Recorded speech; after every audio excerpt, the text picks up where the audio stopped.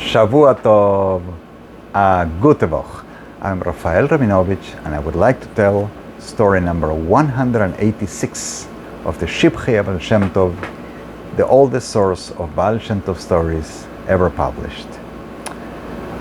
The title of the story is Rabbi Nachman Kosov hoidia libnei Chavurah ma tzrichim letaken. Rabbi Nachman of Kosov informed the members of the Chavurah, the group of the Hasidim of the city, what is it that they needed to correct, what tikkunim, what spiritual corrections they needed to do. I must warn, this is probably the second longest stories of the entire book. So bear with me, this is going to be a bit long. Says the author of the Shivchei of Shem Tov, Shamati, I heard. This is the source of his story from our master, Moreinu, Rav Gedalia, from our Kehillah, Rabbi Gedalia of the community of Linitz. The story is that the renowned Chassid, Rav Nachman of Kosov, had an arrende in a certain town, had a place that he rented out to make business. He rented from the poets to make business, and he either served drinks or lodge people, whatever the activity of the render was, probably a combination of the things. And from there, he was sending messages to the members of the Chavurah, the community of the Hasidim of the city of Kosov. So from that town to the city of Kosov, he's sending these messages, informing each one of them what is it that they needed to do a tikkun, a correction for their transgressions. And everything that he sent them was true. But they were upset. With what nevuah, with that prophecy, is he coming up with this thing? How does he know what we need to correct? They had an agreement, a rule among the people of the Chavurah, the community of the Hasidim, that they will not use nevuah, they will not use prophecy, they will not use Ruach Kodesh. So they decided to send one of them to ask him what was it about and why. So the Rav, the Mochiach, Moreinu Rav Aryeh of Polnoi, the Mochiach of Polnoi, said, I will go. I need to speak to him anyway, and I will ask him what is he teaching his children. They used to eat at his table, and Rabbi Nachman used to send them grain and flour. And for a while, he has not been sending flour. So he has a personal question about him that he wanted to speak to him about anyway. And now we have this question about this nevuah. How does he know which tikkunim, which corrections we need to make? I'll go speak to him. So the Rav Mochiach of Polnoi traveled to Rabbi Nachman of Kosov, and he found that he was not home. So he saw there was a carriage prepared for a trip, and he asked, and they told him that he had gone to the town. He waited for him to come back, and when he returned, he saw Rabbi Nachman carrying a heavy load of straw over his shoulders. So the Mochiach approached him and said, Rabbi Nachman, have you lost your senses? You have to carry all of this yourself? Couldn't you just give it to your non-Jewish helper here? So Rabbi Nachman said, have you lost your senses? The Torah says, I will give Esev lesadecha, I will give herb on your fields for your cattle, for your animals, and then you will eat and you will satiate. Are you trying to tell me that I should give the honor, the zchus, the merit of this mitzvah to the non-Jewish helper? So the Mochiach was left with no words. He had said it so well. The horses of Rabbi Nachman were still attached to the carriage to go to the city. The Mochiach asked him, why don't you send flour? What happened with the flour you were sending? Rabbi Nachman said, do you see that the carriage is prepared and ready to bring you the flour?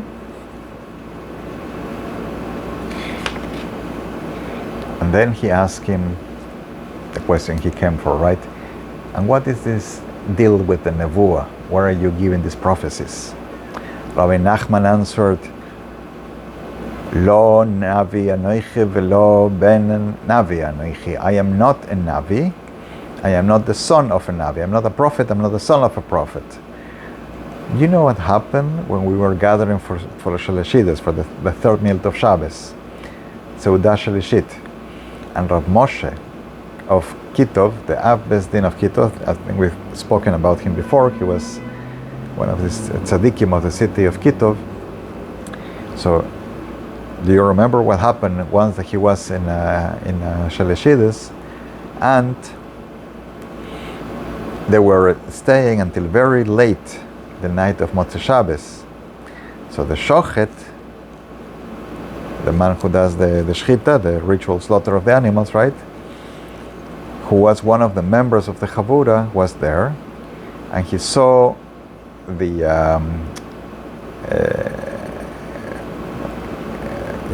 he saw the butcher called Rabbi Leib, whom they had nicknamed Leib Glitz, and he the butcher called the shochet to make a shchita for him. And he called him once and twice and three times. So the shochet did not want to go.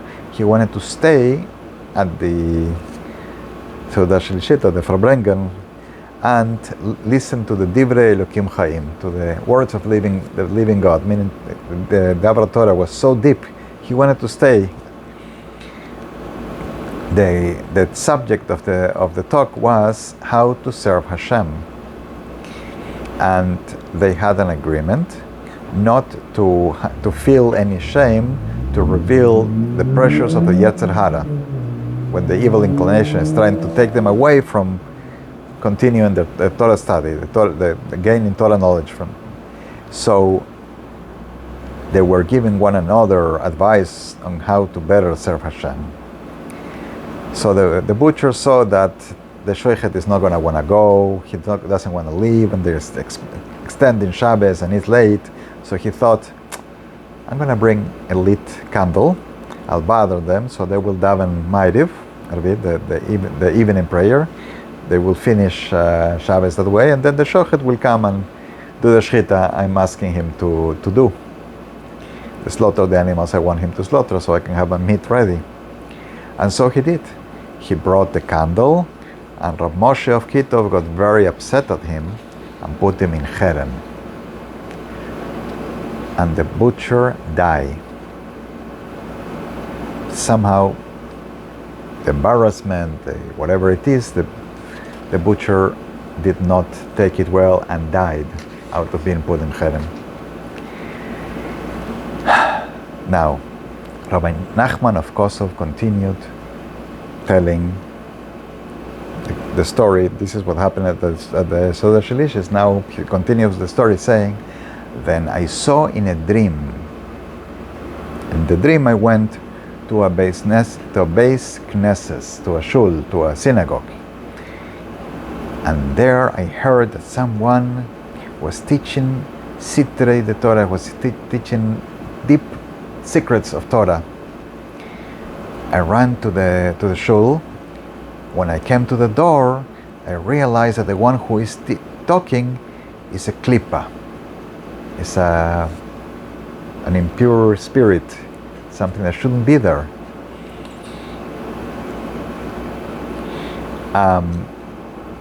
The author of the Shivchei haBaal Shem Tov added here, because he says, for Rabbi Yaakov Yosef of Polnoi told me that the members of the Chavurah, of the first Hasidim, they had a way to tell if in a dream they're talking to somebody who passed away, if this is really the person who passed away or not. So I ran to him, but my father stopped me. Rabbi Nachman wanted to run, and his father in the dream stops him. And he said, do not put that person in shame. Because he said, his father tells Rabbi Nachman, there was a case, and he mentioned a case in real life where his father-in-law put a certain maggid in shame when he questioned him during his drasha. However, I was able to get out of my father's hold, and I walked to him, to this klippa, and I spit him in the face. And suddenly he became disrobed, naked, only with a small cloth covering his private part. And then I recognized him. He was Leib, the butcher. And I said, Leib, where did you take all of these secrets of Torah from? He answered, because of the cherem, because the Rav of Moshe of Kittim put me in cherem, I cannot be judged in heaven. They don't want to talk to me. When somebody's in cherem, nobody talks to him. He cannot go to a din Torah. Even in heaven, they don't want to talk to me. So I walk around Gan Eden, the Garden of Eden, but I cannot go in. So I can hear what they're learning inside. I cannot go to Gehenna if that's what I deserve, because of the cherem. I'm not here, not there. I'm lost. So I'm asking you, please, ask the Rav to free me from the cherem, and I should know what is my destiny. Where should I go?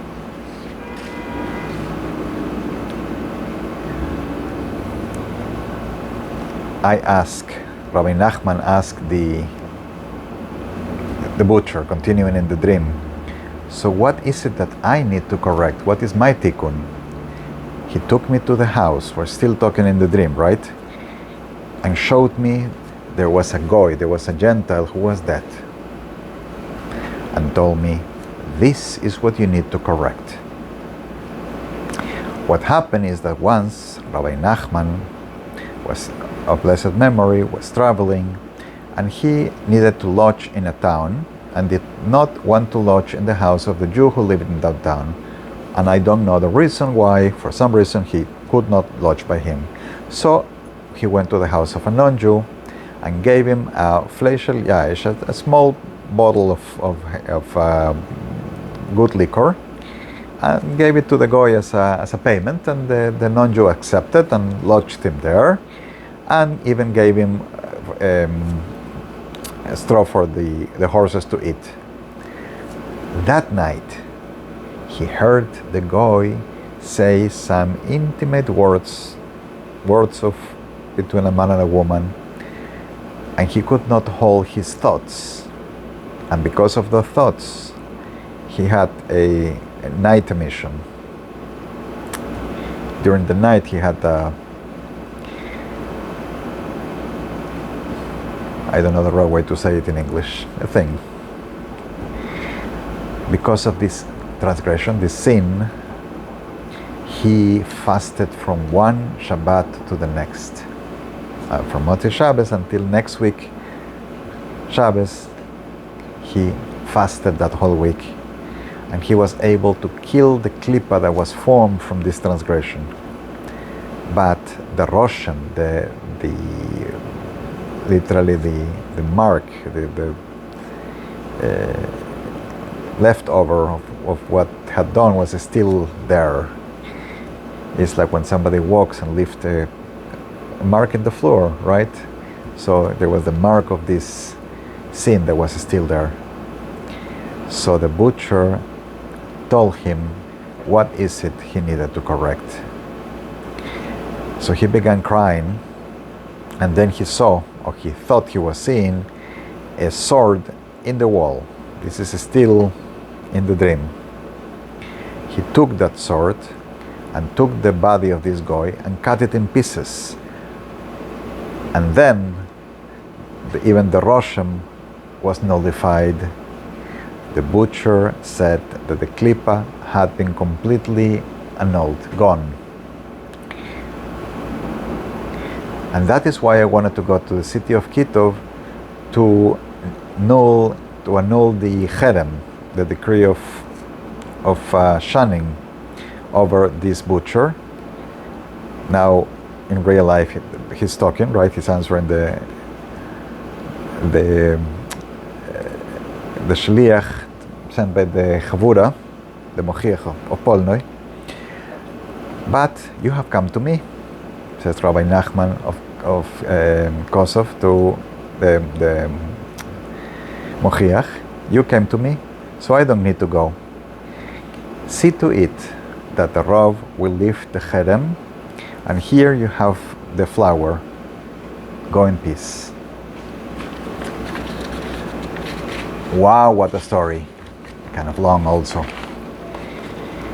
A deep teaching about tikkunim. May Hashem teach us all what we need to correct and what we need to do right. And may we all accomplish what we are meant to do in this life. And the merit of the stories of the tzaddikim, may we all have everything we need. Wealth and health and happiness and joy from our children, and Hashem should protect every single Jew in the world, wherever the Jew is. I am telling the Baal Shem Tov stories from the Shivchei Baal Shem Tov one by one. I am translating the book as well.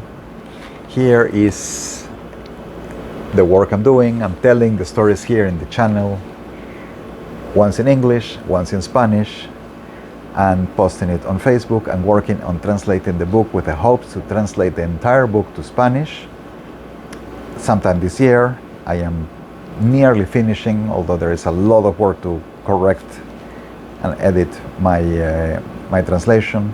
I appreciate help to this end. Please see links below. I appreciate contributions. Please like, subscribe, follow, tell your friends, tell Baal Shem Tov stories, and come back next week. Shavua Tov, a gute Woche.